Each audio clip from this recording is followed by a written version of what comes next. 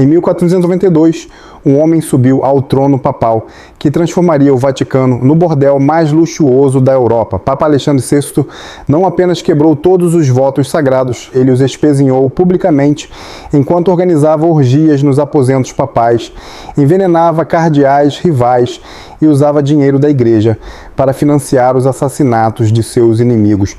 Esta é a história do Papa mais corrupto da história, um homem que fez do Vaticano um império de sexo, drogas e morte. O nome Rodrigo Borgia pode não significar nada para vocês agora, mas quando ele se tornou Papa Alexandre VI, ele transformou a sede da cristandade em algo que faria corar até mesmo os imperadores romanos mais decadentes. Durante seus 11 anos no poder papal, ele teve pelo menos 7 filhos com diferentes amantes, organizou banquetes onde cardeais competiam para ver quem conseguia ter relações sexuais com mais prostitutas, e desenvolveu uma técnica de envenenamento tão eficaz que nobres europeus tremiam só de ouvir seu nome. Mas esta não é apenas uma história de corrupção religiosa, é a história de como uma família espanhola, os Borgias, conseguiu comprar, chantagear e assassinar seu caminho até o topo da hierarquia católica, transformando a igreja em seu império pessoal de crime organizado. Antes de mergulharmos nesta narrativa que vai chocar vocês, independente de suas crenças religiosas, se vocês têm coragem de descobrir as verdades mais perturbadoras sobre as instituições que moldaram nossa civilização, considerem curtir este vídeo e se inscrever no canal Histórias Sombrias para mais revelações como esta. E comentem abaixo me contando se vocês acreditam que o poder absoluto sempre corrompe absolutamente, ou se há algo específico sobre o poder religioso que o torna ainda mais perigoso. É uma discussão que ainda ressoa hoje, séculos depois da morte de Alexandre VI. O homem que vocês estão prestes a conhecer não era apenas um papa corrupto, ele era um revolucionário do crime que redefiniu o que significava ter poder absoluto sobre as almas humanas. Para entender como um homem pode transformar a instituição mais sagrada da cristandade em um império de vício e violência, primeiro precisamos entender a Espanha que produziu Rodrigo Borgia.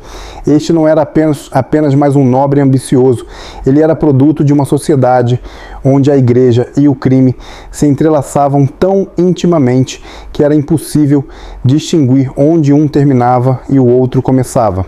Rodrigo Borgia nasceu em 1431 em Xátiva, uma cidade próxima a Valência, em uma época quando a Espanha estava fragmentada em múltiplos reinos em guerra constante. A família Borgia não era originalmente espanhola, eles eram uma linhagem italiana que havia se estabelecido na região de Valência durante o século anterior, trazendo consigo tradições de política maquiavélica que haviam aperfeiçoado nas cidades-estado italianas.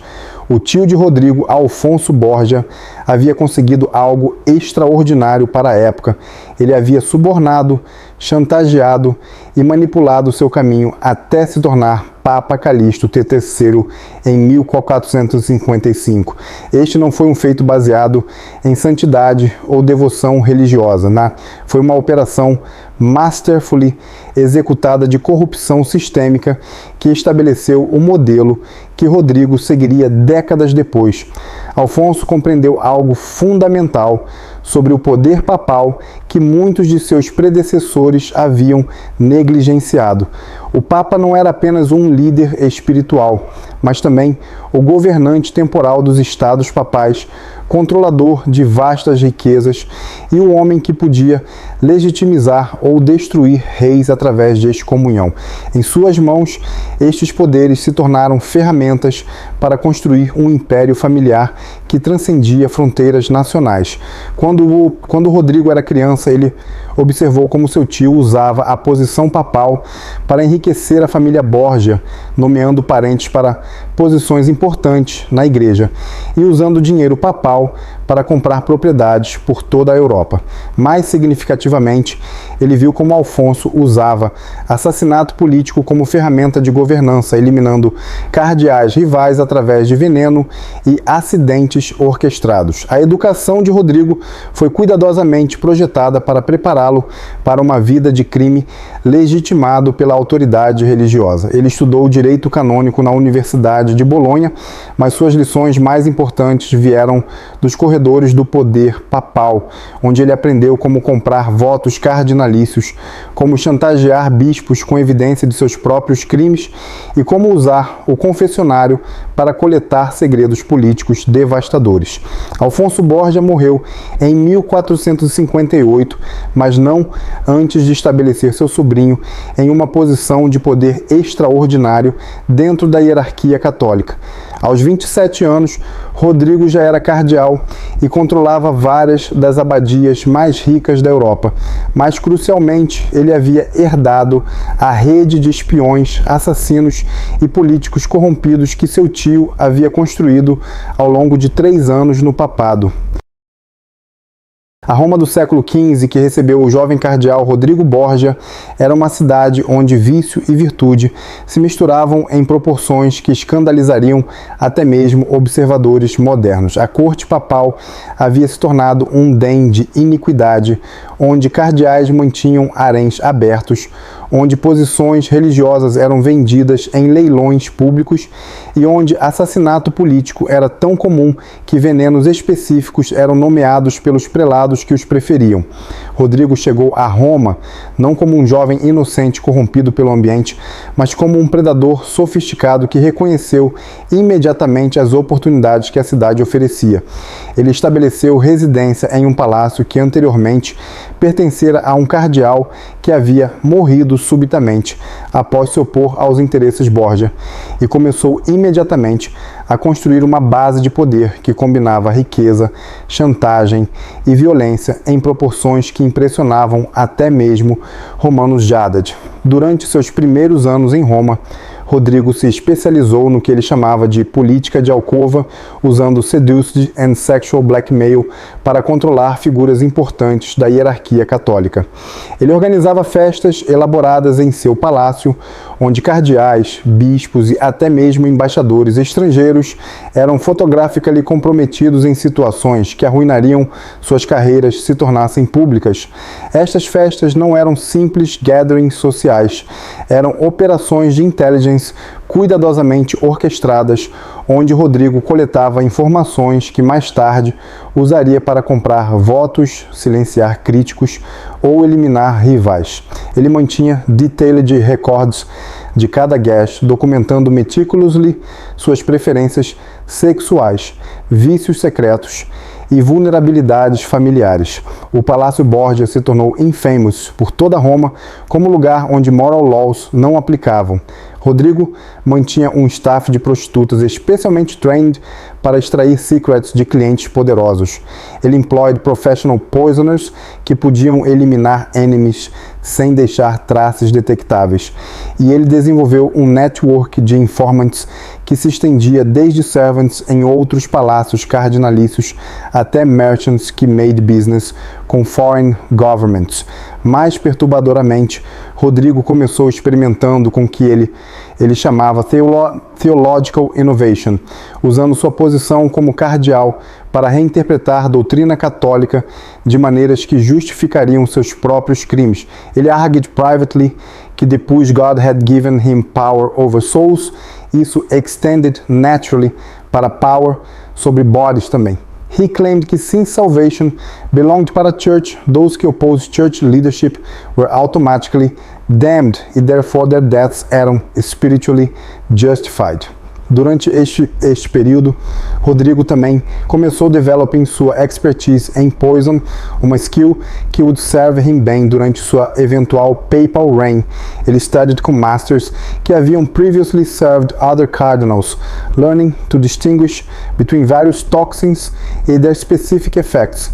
Ele preferred poisons que mimicked natural death através de illness prolongada, permitindo him maintain plausible deniability while eliminating threats para sua rising power.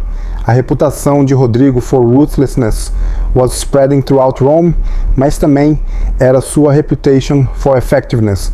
Cardinals que aligned themselves com Borgia interests found their own power e wealth increasing dramatically. Those que opposed him discovered que accidents tendiam para happen com unusual frequency. O message was clear: cooperation seria rewarded, resistance seria punished e neutrality wasn't option. Enquanto construía sua base de poder em Roma, Rodrigo também estava estabelecendo something unprecedented na história papal, uma dinastia criminal que operava openly under protection da Church Authority. Ele não estava apenas acumulando power para si mesmo, estava criando um empire que beneficiaria sua família por generations para come. O primeiro elemento desta strategy was producing heirs who could continue Borgia influence even after sua própria death. Despite seus votos de celibacy, Rodrigo began fathering children com multiple women, cada carefully selected for their family connections ou political value. Estes não eram simple affairs ou momentary lapses, eram calculated breeding programs designed para create next generation de Borgia power. Sua primeira amante documented foi Vanosa dei Catanei, uma Roman noblewoman who became mother para 4 dos seus most important children, Cesare, Juan, Lucrezia e Geoffrey. Vanosa wasn't chosen for love, mas for her connections para powerful Roman families e her proven discretion in handling delicate political matters. Ela effectively became Chief Operating Officer para a domestic side da Borgia Criminal Enterprise. Cesare Borgia, nascido em 1475, foi groomed desde infancy para become military arm da family operation. Mesmo como child, ele showed natural talent for violence e manipulação que impressa até mesmo Rodrigo.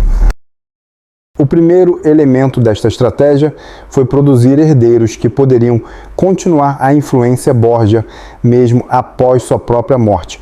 Apesar de seus votos de celibato, Rodrigo começou a gerar filhos com múltiplas mulheres, cada uma cuidadosamente selecionada por suas conexões familiares ou valor político nato. Estes não eram simples casos amorosos ou lapsos momentâneos. Eram programas de reprodução calculados, projetados para criar a próxima geração do poder Borgia. Sua primeira amante documentada foi Vanosa dei Catanei, uma nobre romana que se tornou mãe de 4 de seus filhos mais importantes, Cesare, Juan, Lucrezia e Geoffrey. Vanosa não foi escolhida por amor, mas por suas conexões com poderosas famílias romanas e sua discrição comprovada no manuseio de questões políticas delicadas. Ela efetivamente se tornou diretora operacional do lado doméstico da empresa criminosa Borgia. Cesare Borgia, nascido em 1475, foi preparado desde a infância para se tornar o braço militar da operação familiar. Mesmo quando criança, ele mostrou talento natural para violência e manipulação que impressionou até mesmo Rodrigo. Aos 12 anos, Cesare já participava de exercícios de treinamento que envolviam torturar animais e praticar identificação de venenos, habilidades que lhe serviriam bem como assassino adulto. Juan Borgia foi destinado para lidar com aspectos financeiros dos negócios da família. Ele foi educado em banco, lavagem de dinheiro e estratégias de investimento que poderiam transformar a riqueza da igreja em fortuna pessoal dos Borgia. Juan aprendeu como usar o tesouro papal como conta bancária pessoal, financiando empreendimentos familiares através de contabilidade criativa que fazia a malversação parecer despesas legítimas da igreja. Mas era Lucrezia que representava o investimento mais inovador de Rodrigo. Nascida em 1480, ela foi treinada desde tenra idade para se tornar a arma política definitiva. Uma mulher bela e inteligente que poderia ser casada estrategicamente para criar alianças, eliminar inimigos através do casamento ou coletar inteligência através da sedução. A educação de Lucrezia incluía não apenas realizações femininas tradicionais, mas também preparação de venenos, criptografia e técnicas sexuais avançadas projetadas para controlar homens poderosos. A família Borgia operava como uma organização complexa, onde cada membro tinha um papel específico no avanço dos interesses familiares. As reuniões familiares eram conduzidas como sessões de conselho corporativo, com Rodrigo servindo como CEO e seus filhos funcionando como chefes de departamento responsáveis por diferentes aspectos da empresa criminosa. Essas dinâmicas familiares produziram algo historicamente único, uma organização criminosa que operava sob a proteção da mais alta autoridade religiosa da civilização ocidental. As famílias do crime organizado tradicional tinham que se esconder da autoridade da igreja. Os Borgias usavam a autoridade da igreja para legitimar e proteger suas atividades criminais. O ano de 1492 foi um momento decisivo não apenas para a exploração do Novo Mundo, mas também para a corrupção do mundo antigo da Igreja Católica. Quando o Papa Inocêncio Wojtyła morreu em julho daquele ano, Rodrigo Borgia viu sua chance de alcançar o prêmio máximo, o próprio trono papal. Mas obter o papado em 1492 não exigia chamado divino ou excelência espiritual. Apenas exigia mais dinheiro, melhor material de chantagem e ameaças mais eficazes que qualquer outro candidato pudesse reunir. A eleição papal que faria Rodrigo se tornar Papa Alexandre VI foi a mais abertamente corrupta na história da Igreja. Em vez de escolher sucessor baseado em piedade ou conhecimento teológico, os cardeais essencialmente conduziram um leilão, onde a coroa papal foi para o maior ofertante. Rodrigo entendeu isso completamente e se preparou adequadamente. Meses antes da eleição, Rodrigo começou sistematicamente subornando cada cardeal que teria voto. Estes não eram presentes sutis ou cortesias diplomáticas tradicionais, eram transferências massivas de riqueza que poderiam transformar as fortunas de famílias inteiras. Alguns cardeais receberam propriedades na Espanha ou Itália que valiam mais que a maioria dos reis possuía. Outros receberam posições para seus parentes que garantiam renda por gerações. Alguns receberam pagamentos em dinheiro equivalentes a vários anos de renda do tesouro papal. Mas dinheiro sozinho não era suficiente para garantir vitória. Rodrigo também empregou campanha de intimidação, que deixou claro para potenciais eleitores da oposição que sua saúde e segurança dependiam de escolher o candidato correto. Cardeais que pareciam inclinados a apoiar rivais começaram experimentando acidentes. Quedas de cavalos, incidentes de envenenamento alimentar e doenças misteriosas que sugeriam intervenção profissional. O aspecto mais sofisticado da campanha de Rodrigo foi sua operação de inteligência. Ele havia coletado informações comprometedoras sobre virtualmente cada cardeal ao longo de décadas em Roma. Escândalos sexuais, crimes financeiros, traições políticas, tudo foi catalogado e organizado para a máxima alavancagem. Os cardeais se encontraram diante da escolha entre votar em Rodrigo ou ter seus segredos mais sombrios expostos para o mundo cristão. O processo eleitoral real foi uma performance teatral, onde o resultado foi predeterminado pela preparação superior de Rodrigo. Quando os cardeais se reuniram no conclave papal em agosto de 1492, cada um sabia exatamente como era esperado que votasse. O candidato da oposição Giuliano della Rovere fez uma tentativa meio hearted de desafiar Rodrigo, mas rapidamente se retirou quando lembrado das consequências da resistência continuada. O voto foi oficialmente unânime, não porque os cardeais amavam Rodrigo, mas porque eles o temiam mais que o odiavam. Quando fumaça branca emergiu da Capela Sistina anunciando a seleção do novo Papa, observadores informados por toda a Europa entenderam que a Igreja Católica acabara de ser comprada por uma organização criminosa. Rodrigo escolheu o nome Alexandre VI, deliberadamente ecoando Alexandre, o Grande, para sinalizar suas intenções em relação à expansão do poder da Igreja. Mas ao contrário do Alexandre histórico, esta conquista não seria alcançada através de campanhas militares através de terras estrangeiras. Seria alcançada através da corrupção sistemática da própria igreja de dentro. Se vocês estão chocados com essa corrupção papal, deixem inacreditável nos comentários e compartilhem com alguém que precisa saber a verdade sobre o que realmente aconteceu no Vaticano.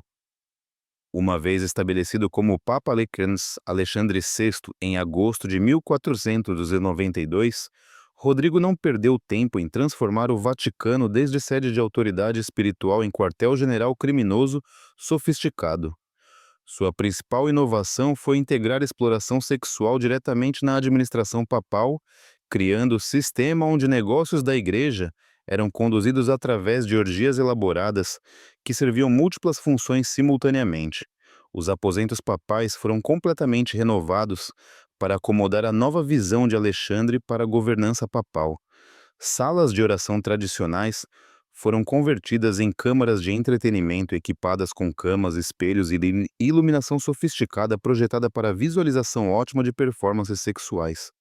Artefatos religiosos foram movidos para locais menos proeminentes para dar espaço para a arte, retratando cenas mitológicas de conquista sexual e rituais de fertilidade pagãos. O cronograma diário de Alexandre refletia sua abordagem revolucionária para deveres papais. Horas matinais eram nominalmente dedicadas para negócios tradicionais da igreja. Reunir com cardeais, revisar relatórios financeiros e assinar documentos oficiais. Mas estas atividades eram conduzidas em atmosfera que escandalizaria observadores modernos. O ano de 1492 foi um momento decisivo não apenas para a exploração do Novo Mundo, mas também para a corrupção do mundo antigo da Igreja Católica. Quando o Papa Inocêncio Wojtyła morreu em julho daquele ano, Rodrigo Borgia viu sua chance de alcançar o prêmio máximo, o próprio trono papal. Mas obter o papado em 1492 não exigia chamado divino ou excelência espiritual. Apenas exigia mais dinheiro, melhor material de chantagem e ameaças mais eficazes que qualquer outro candidato pudesse reunir. A eleição papal que faria Rodrigo se tornar Papa Alexandre VI foi a mais abertamente corrupta na história da Igreja. Em vez de escolher sucessor baseado em piedade ou conhecimento teológico, os cardeais essencialmente conduziram um leilão, onde a coroa papal foi para o maior ofertante. Rodrigo entendeu isso completamente e se preparou adequadamente. Meses antes da eleição, Rodrigo começou sistematicamente subornando cada cardeal que teria voto. Estes não eram presentes sutis ou cortesias diplomáticas tradicionais, eram transferências massivas de riqueza que poderiam transformar as fortunas de famílias inteiras. Alguns cardeais receberam propriedades na Espanha ou Itália que valiam mais que a maioria dos reis possuía. Outros receberam posições para seus parentes que garantiam renda por gerações. Alguns receberam pagamentos em dinheiro equivalentes a vários anos de renda do tesouro papal. Mas dinheiro sozinho não era suficiente para garantir vitória. Rodrigo também empregou campanha de intimidação, que deixou claro para potenciais eleitores da oposição que sua saúde e segurança dependiam de escolher o candidato correto. Cardeais que pareciam inclinados a apoiar rivais começaram experimentando acidentes, quedas de cavalos, incidentes de envenenamento alimentar e doenças misteriosas que sugeriam intervenção profissional. O aspecto mais sofisticado da campanha de Rodrigo foi sua operação de inteligência. Ele havia coletado informações comprometedoras sobre virtualmente cada cardeal ao longo de décadas em Roma. Escândalos sexuais, crimes financeiros, traições políticas, tudo foi catalogado e organizado para a máxima alavancagem. Os cardeais se encontraram diante da escolha entre votar em Rodrigo ou ter seus segredos mais sombrios expostos para o mundo cristão. O processo eleitoral real foi uma performance teatral, onde o resultado foi predeterminado pela preparação superior de Rodrigo. Quando os cardeais se reuniram no conclave papal em agosto de 1492, cada um sabia exatamente como era esperado que votasse. O candidato da oposição Giuliano della Rovere fez uma tentativa meio-hearted de desafiar Rodrigo, mas rapidamente se retirou quando lembrado das consequências da resistência continuada. O voto foi oficialmente unânime, não porque os cardeais amavam Rodrigo, mas porque eles o temiam mais que o odiavam. Quando fumaça branca emergiu da Capela Sistina anunciando a seleção do novo Papa, observadores informados por toda a Europa entenderam que a Igreja Católica acabara de ser comprada por uma organização criminosa.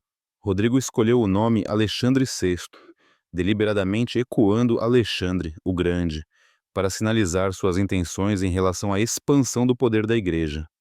Mas ao contrário do o Alexandre histórico, esta conquista não seria alcançada através de campanhas militares através de terras estrangeiras. Seria alcançada através da corrupção sistemática da própria igreja de dentro. Se vocês estão chocados com essa corrupção papal, deixem inacreditável nos comentários e compartilhem com alguém que precisa saber a verdade sobre o que realmente aconteceu no Vaticano. Uma vez estabelecido como Papa Alexandre VI em agosto de 1492, Rodrigo não perdeu tempo em transformar o Vaticano desde sede de autoridade espiritual em quartel-general criminoso sofisticado.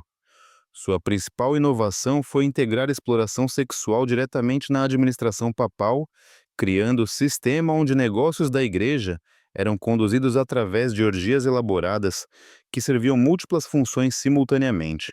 Os aposentos papais foram completamente renovados para acomodar a nova visão de Alexandre para a governança papal. Salas de oração tradicionais foram convertidas em câmaras de entretenimento equipadas com camas, espelhos e iluminação sofisticada projetada para visualização ótima de performances sexuais. Artefatos religiosos foram movidos para locais menos proeminentes para dar espaço para a arte, retratando cenas mitológicas de conquista sexual e rituais de fertilidade pagãos. O cronograma diário de Alexandre refletia sua abordagem revolucionária para deveres papais.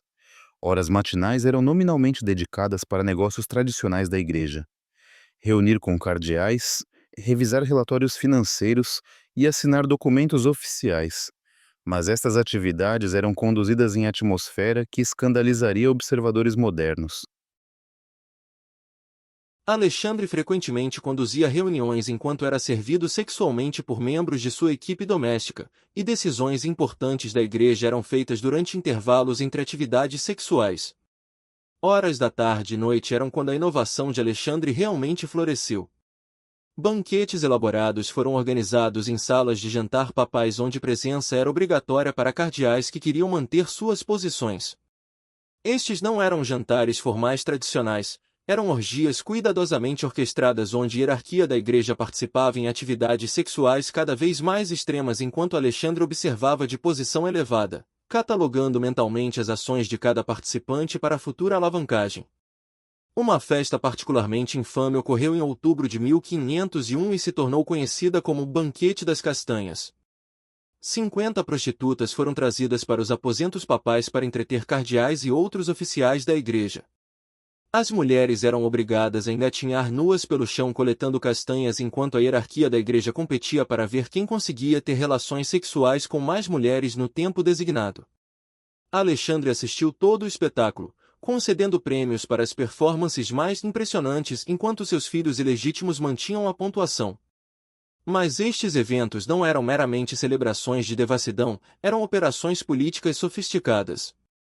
Alexandre usava a chantagem sexual como ferramenta primária para controlar a hierarquia da igreja e manter lealdade entre os cardeais. Cada participante nestas orgias estava comprometido, criando rede de cumplicidade que tornava a resistência organizada ao governo de Alexandre quase impossível. Alexandre também revolucionou o sistema confessional tradicional, transformando de aconselhamento espiritual em operação de coleta de inteligência. Confessores por todos os territórios papais foram instruídos a relatar qualquer coisa potencialmente valiosa que aprendessem sobre rivais políticos, oportunidades financeiras ou segredos familiares que pudessem ser explorados. O sacramento da confissão se tornou rede de espionagem que estendia o alcance de Alexandre nos aspectos mais privados da vida cristã por toda a Europa. Embaixadores estrangeiros que vieram ao Vaticano para conduzir negócios diplomáticos rapidamente aprenderam que protocolos tradicionais não se aplicavam mais. Reuniões com o Papa poderiam envolver entretenimento sexual, e diplomatas frequentemente se encontravam participando de orgias como parte do processo de negociação. Aqueles que se recusavam a participar descobriam que os relacionamentos de suas nações com a Igreja sofriam adequadamente. Com Alexandre firmemente estabelecido no trono papal, ele começou elevando seus filhos ilegítimos para posições que lhes permitiriam servir como seus executores primários na expansão do empreendimento criminoso. Isto não era nepotismo no sentido tradicional. Era a colocação estratégica de operativos confiáveis em posições-chave para maximizar poder e controle familiares. Césare Borgia, agora em seus últimos anos de adolescência, foi nomeado arcebispo de Valência apesar de não ter treinamento religioso ou inclinação. Mas seu papel real era servir como assassino-chefe e comandante militar de Alexandre. Césare desenvolveu reputação por crueldade excepcional que impressionou até mesmo mercenários endurecidos que trabalhavam para outras cidades-estado italianas. Ele se especializou em técnicas de tortura que poderiam extrair informações rapidamente enquanto prolongavam o sofrimento da vítima para entretenimento de Alexandre. Os métodos de Césare eram inovadores mesmo pelos padrões da violência política do Renascimento italiano.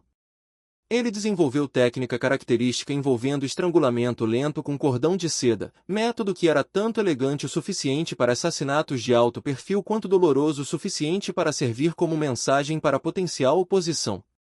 Vítimas frequentemente levavam vários minutos para morrer enquanto Césare sussurrava detalhes dos destinos de suas famílias se falhassem em revelar informações que ele procurava. Lucrezia Borgia, embora mais jovem, rapidamente provou ser igualmente valiosa para as operações familiares. Aos 13 anos, ela foi casada com Giovanni Sforza, membro da poderosa família de Milão, em arranjo que deu a Alexandre influência significativa sobre um dos poderes militares mais importantes da Itália. Mas o próprio casamento era menos importante que as atividades de Lucrezia durante o período de lua de mel. Ela usou sua posição como novo membro da família Sforza para reunir inteligência sobre suas capacidades militares, recursos financeiros e alianças políticas. As informações que ela coletou permitiram a Alexandre chantagear a liderança Sforza para apoiar políticas papais que beneficiavam interesses Borgia. Alexandre usou fundos da igreja para comprar exércitos para campanhas militares de Césare, para financiar celebrações elaboradas de casamento de Lucrezia e para manter rede de espiões e assassinos por toda a Europa. Atividades caritativas tradicionais da igreja foram reduzidas a níveis mínimos para redirecionar fundos para o empreendimento criminoso familiar. Talvez a contribuição mais inovadora de Alexandre para a história do crime organizado foi seu desenvolvimento de operação sofisticada de envenenamento que eliminava rivais com precisão científica enquanto mantinha a negação plausível. Ao contrário de assassinatos políticos anteriores que dependiam de violência óbvia, o programa de veneno de Alexandre fazia assassinato parecer morte natural através de doença, permitindo-lhe eliminar ameaças sem provocar retaliação óbvia. O laboratório de veneno de Alexandre foi estabelecido no porão dos aposentos papais, completo com químicos profissionais e instalações de teste que impressionariam cientistas forenses modernos. Diferentes toxinas foram desenvolvidas para diferentes propósitos: venenos de ação rápida para ameaças imediatas, substâncias de ação lenta que imitavam doenças debilitantes para eliminação a longo prazo de cardeais problemáticos, e compostos especializados que poderiam ser administrados através de vinho de comunhão para máximo impacto simbólico. O médico papal, que deveria estar protegendo a saúde de Alexandre, em vez disso serviu como envenenador-chefe e cientista experimental.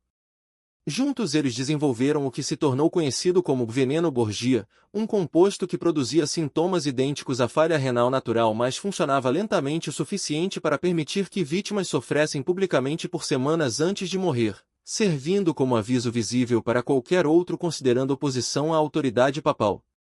Métodos de entrega eram igualmente sofisticados. Vinho de comunhão foi veículo favorito porque exigia que o alvo voluntariamente consumisse veneno enquanto acreditava que estava participando de ritual sagrado. Festas de casamento foram outro local preferido porque a atmosfera celebratória fazia a morte suspeita parecer particularmente trágica em vez de obviamente criminosa. Servos pessoais foram recrutados para administrar veneno através de comida, bebida ou até mesmo cartas perfumadas que liberavam substâncias tóxicas quando abertas. A escala da campanha de envenenamento de Alexandre foi sem precedentes na história europeia.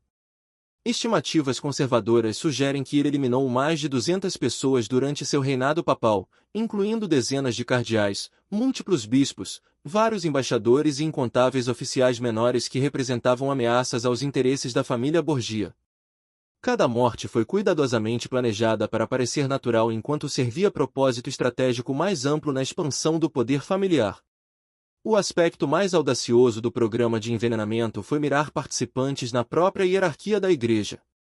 Alexandre sistematicamente eliminou cardeais que poderiam desafiar sua autoridade ou se opor às suas atividades criminosas. Quando novas posições de cardeais se tornaram disponíveis através dessas mortes convenientes, Alexandre vendeu nomeações para os maiores ofertantes, gerando receita enquanto garantia que novos cardeais seriam completamente leais a ele devido ao seu investimento financeiro em suas posições. As implicações internacionais do programa de veneno de Alexandre se estenderam muito além das paredes do Vaticano. Governos estrangeiros começaram conduzindo relações diplomáticas com a corte papal através de intermediários, temendo que reuniões diretas pudessem resultar em morte acidental de seus representantes. Reis e rainhas por toda a Europa começaram empregando provadores de comida e mantendo médicos privados especificamente para detectar possíveis tentativas de envenenamento. Lucrezia Borgia representou a arma política mais sofisticada de Alexandre. Uma mulher bela e inteligente treinada desde a infância para manipular homens poderosos através de combinação de sedução, coleta de inteligência e violência estratégica. Ao contrário de casamentos nobres tradicionais que simplesmente criavam alianças familiares, os casamentos de Lucrezia foram operações complexas projetadas para estabelecer influência Borgia enquanto eliminavam ameaças ao poder familiar. Depois que seu primeiro casamento com Giovanni Sforza serviu seu propósito ao estabelecer influência sobre Milão, Alexandre decidiu que nova aliança era necessária para expandir poder Borgia para o sul em Nápoles. Giovanni havia se tornado inconveniente, ele sabia demais sobre operações familiares e estava começando a expressar escrúpulos morais sobre as atividades de seus sogros. Sua eliminação precisava ser tratada delicadamente para evitar alienar a família Sforza enquanto libertava Lucrezia para casamento mais vantajoso. A solução de Alexandre foi típica de sua abordagem inovadora para combinar crime com a autoridade da Igreja. Em vez de simplesmente mandar assassinar Giovanni, ele forçou o tribunal da Igreja a anular o casamento com base que nunca havia sido consumado, uma alegação que exigia que Lucrezia se submetesse a exame físico humilhante para provar sua virgindade apesar de ter sido casada por mais de 2 anos. Todo o processo de anulação foi teatro elaboradamente orquestrado projetado para humilhar Giovanni enquanto demonstrava o poder de Alexandre para manipular a lei da Igreja para benefício familiar. O exame médico foi conduzido por médicos papais que foram instruídos a confirmar a virgindade de Lucrezia independentemente de evidência física. Giovanni foi ameaçado de morte se contestasse a anulação, e ele sabiamente escolheu aceitar o julgamento da Igreja em vez de desafiá-lo. Com Lucrezia oficialmente livre para se casar novamente, Alexandre arranjou seu segundo casamento com Afonso de Aragão, filho ilegítimo do rei de Nápoles. Esta aliança deu a Alexandre influência significativa sobre um dos reinos mais importantes da Itália enquanto posicionava Lucrezia para reunir inteligência sobre recursos militares e financeiros napolitanos. Mas Alfonso provou ser problemático de maneiras que Giovanni não havia sido. Ele genuinamente amava Lucrezia e começou pressionando-a para se distanciar das atividades criminosas de sua família. Pior, ele começou investigando operações Borgia com a intenção de expô-las para autoridades da Igreja. Alfonso aparentemente acreditava que suas conexões reais o protegeriam de retaliação Borgia. Ele estava errado. Em julho de 1500, Alfonso foi atacado por assassinos nos degraus da Basílica de São Pedro em plena luz do dia. Ele sobreviveu ao ataque inicial, mas estava se recuperando nos aposentos papais quando foi estrangulado em sua cama por Césare Borgia pessoalmente. Alexandre alegou que Alfonso havia morrido de seus ferimentos, mas todos entenderam que esta era a mensagem sobre consequências de interferir com negócios da família Borgia. O terceiro casamento de Lucrezia, com Alfonso d'Este, herdeiro do Duque de Ferrara, representou o pico de sua utilidade como arma política. Este arranjo deu a Alexandre controle sobre localização estratégica importante no norte da Itália enquanto fornecia à família Borgia linhagem nobre legítima que poderia proteger seus interesses mesmo após a morte de Alexandre.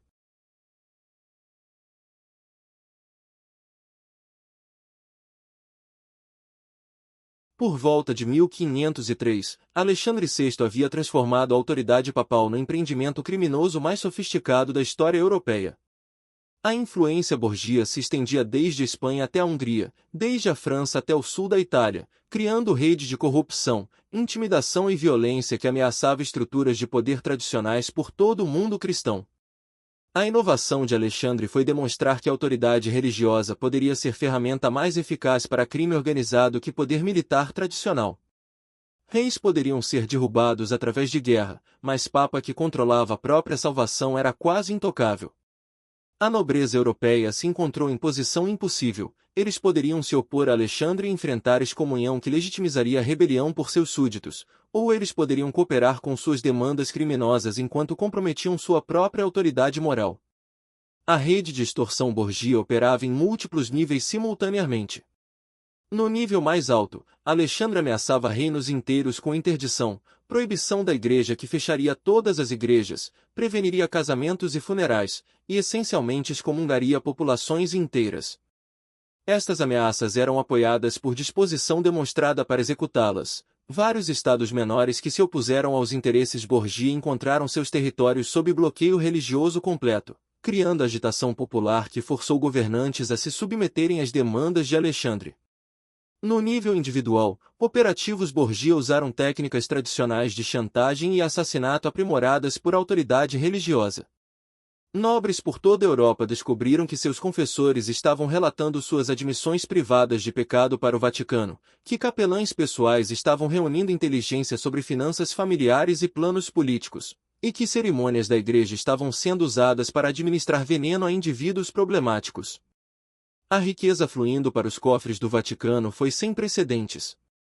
Além de receitas tradicionais da igreja de dízimos e doações, Alexandre coletou tributo de governantes que queriam evitar excomunhão, taxas de nobres que compraram posições de cardeais para seus parentes, e lucros de vários empreendimentos criminosos por toda a Europa. Estimativas conservadoras sugerem que durante o reinado de Alexandre, a família Borgia acumulou riqueza equivalente a orçamentos anuais de várias nações modernas. Césare Borgia havia se tornado comandante militar de facto para a porção significativa da Itália, usando combinação de exércitos papais e forças mercenárias para impor vontade Borgia em cidades-estado independentes. Sua reputação por crueldade era tão extensa que muitas cidades se renderam em vez de enfrentar cerco por forças sob seu comando. Aquelas que resistiram descobriram que técnicas de cerco de César incluíam tortura inovadora de populações civis projetada para quebrar resistência através de terror em vez de táticas militares tradicionais. As implicações internacionais do sucesso Borgia estavam causando alarme por todas as capitais europeias. O rei francês Luís XII tentou organizar coalizão contra a autoridade papal, mas descobriu que muitos demais de seus próprios nobres estavam comprometidos por material de chantagem Borgia para montar oposição eficaz. Os monarcas espanhóis Fernando e Isabel, apesar de serem compatriotas de Alexandre, começaram tomando precauções contra a possível tentativa de golpe Borgia contra seu próprio trono. A ironia suprema da carreira criminosa de Alexandre VI chegou em agosto de 1503, quando o mestre do envenenamento aparentemente se tornou vítima de sua própria expertise. As circunstâncias de sua morte permanecem misteriosas e controversas, mas evidência sugere que Alexandre foi eliminado usando os mesmos métodos que ele havia aperfeiçoado para eliminar seus próprios rivais. Em 6 de agosto de 1503, Alexandre participou de um banquete no palácio do cardeal Adriano Castellesi, um homem que ele havia estado investigando por possível deslealdade aos interesses Borgia. O jantar foi aparentemente normal segundo padrões papais, significando que incluiu entretenimento sexual e discussões sobre a eliminação de rivais políticos, mas algo durante a noite deu fatalmente errado. Dentro de horas após retornar aos aposentos papais, Alexandre começou apresentando sintomas que eram distintivamente familiares: náusea severa, dores abdominais e febre alta que imitava exatamente os efeitos do veneno Borgia, que ele havia usado para eliminar centenas de rivais. Sua própria equipe médica, que havia ajudado a desenvolver muitos de seus venenos, reconheceu imediatamente que o Papa estava morrendo dos mesmos compostos que eles haviam usado contra outros. As teorias sobre quem envenenou Alexandre são múltiplas e fascinantes. Uma possibilidade é que Cardeal Castellesi, sabendo que estava sendo alvo para eliminação, decidiu atacar primeiro usando o conhecimento que ele havia adquirido sobre métodos de envenenamento Borgia através de anos de observação. Outra teoria sugere que Cesare, preocupado que seu pai estava se tornando responsabilidade e poderia expor crimes familiares para ganhar vantagem política, decidiu eliminar Alexandre antes que ele pudesse comprometer a Operação Borgia mais ampla. A teoria mais intrigante é que Alexandre acidentalmente envenenou a si mesmo através de confusão em seus próprios suprimentos de envenenamento. Segundo essa versão, Alexandre pretendia envenenar Castellesi durante o banquete, mas de alguma forma consumiu o veneno destinado ao seu alvo. Isto representaria a justiça poética final, mente criminosa destruída por sua própria arma através de momento de descuido. Durante seus dias finais, Alexandre supostamente experimentou delírios paranoides onde ele alegou ver demônios e acusou todos ao seu redor de conspirar sua morte. Estas visões podem ter sido efeitos do veneno em seu cérebro, mas elas também forneceram comentário apropriado sobre a vida que ele havia levado. O homem que havia passado década transformando a autoridade papal em empreendimento criminoso estava morrendo em terror, cercado por pessoas que ele não podia confiar porque havia sistematicamente destruído possibilidade de lealdade genuína através de anos de corrupção mútua. Alexandre VI morreu em 18 de agosto de 1503, aos 72 anos, após reinado que havia durado 11 anos e fundamentalmente transformado a Igreja Católica. Sua morte foi oficialmente atribuída à febre, mas todos que haviam observado os sintomas entenderam que o Papa havia sido envenenado por alguém que sabia exatamente como métodos Borgia funcionavam. A morte de Alexandre VI provocou o colapso imediato do empreendimento criminoso sofisticado que ele havia passado décadas construindo. Sem sua liderança e autoridade protetora da posição papal, a família Borgia descobriu que havia feito muito mais inimigos que aliados durante seu reinado de terror, e esses inimigos estavam ansiosos para exigir vingança. Cesare Borgia, que havia servido como executor-chefe para operações familiares, se encontrou isolado e vulnerável. Cardeais que haviam sido forçados a participar das orgias e atividades criminosas de Alexandre viram oportunidade para restaurar suas reputações através de repudiar tudo associado com o nome Borgia. Em vez de continuar temendo violência de Cesare, eles começaram se organizando contra ele com entusiasmo que vem de anos de ressentimento suprimido. O novo Papa, Pio III, deixou claro imediatamente que pretendia purgar o Vaticano de toda influência Borgia. Aposentos papais que haviam servido como câmaras de entretenimento para orgias foram reconsagrados e abençoados para remover contaminação espiritual das atividades de Alexandre. Registros de operações criminosas foram destruídos ou selados em arquivos papais onde permaneceriam escondidos do conhecimento público.